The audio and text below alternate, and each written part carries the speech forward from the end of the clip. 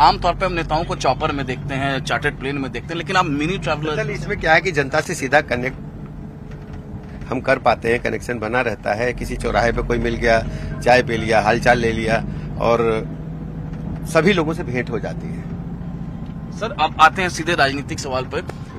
हम बात करें समाजवादी पार्टी अखिलेश यादव का, तो वो लगातार जो टैगलाइन है समाजवादी पार्टी का MY कॉम्बिनेशन की बात की जाती है, लेकिन जितने यादव हैं जिनको उन्होंने टिकट दिया सिर्फ परिवार के ही लोग हैं। देखिए, अखिलेश यादव जी और समाजवादी पार्टी बुरी तरह से डिरेल्ड है।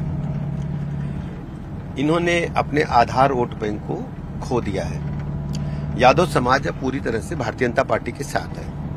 वैसे भी आप देख रहे होंगे कि जो इन्होंने 5 प्रत्याशी घोषित किए हैं कल मिलाकर के, वो सब एक ही परिवार के हैं। तो उत्तर प्रदेश का यादव समाज अपने आप को ठगा हुआ महसूस कर रहा है कि यादव समाज में केवल एक ही परिवार के लोग क्यों चुनाव लड़ाए गए, क्या और किसी यादव समाज के नेता में MLA MP या जनप्रतिनिधि बनने की ख्वाहिश नहीं है, या वो क्षमता नहीं रखता है। और मैंने पहले ही कहा, जो अखिलेश यादव जी समाजवादी पार्टी PDA का नारा देते हैं, ये PDA न होकर के ये परिवार डेवलपमेंट अथॉरिटी है, केवल एक परिवार को आगे बढ़ाने की बात करते हैं। विपक्ष जो है, खासतौर से समाजवादी पार्टी लगातार मुख्तार अंसारी की मौत को चुनावी मुद्दा बनाने की कोशिश कर रही थी, लेकिन विसरा रिपोर्ट अब आ चुका है जिसमें कहा गया है कि विसरा रिपोर्ट में कि मुख्तार अंसारी के विसरा में कहीं से भी चारा नहीं मिला। अमित जी, हमारी सरकार पारदर्शिता के साथ, निष्पक्षता के साथ पूरे प्रदेश को संचालित कर रही है। 17 से लेकर अब तक ये दूसरा टर्म चल रहा है।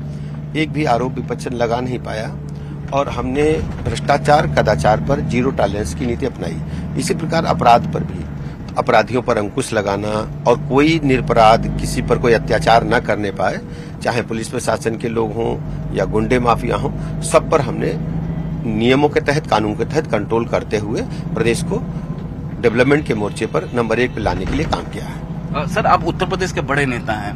फर्स्ट फेज का जो इलेक्शन हुआ, जो वोटिंग परसेंटेज कम हुआ, आपने आकलन किया कि क्यों आखिर वोटिंग परसेंटेज कम हुआ? प्रथम चरण के चुनाव में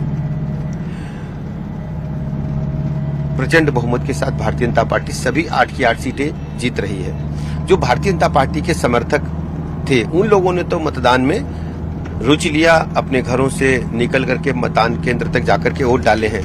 विपक्ष के लोग हतोत्साहित थे। अब सोचिए कि समाजवादी पार्टी गठबंधन, जिसको इंडी गठबंधन कहते हैं, उसकी एक भी रैली प्रथम फेज में नहीं हुई संयुक्त रूप से। तो जनता, जो उनके समर्थक थे, डमरलाइट थे, जानते थे कि हमें चुनाव हारना है, तो बूथ तक नहीं गए।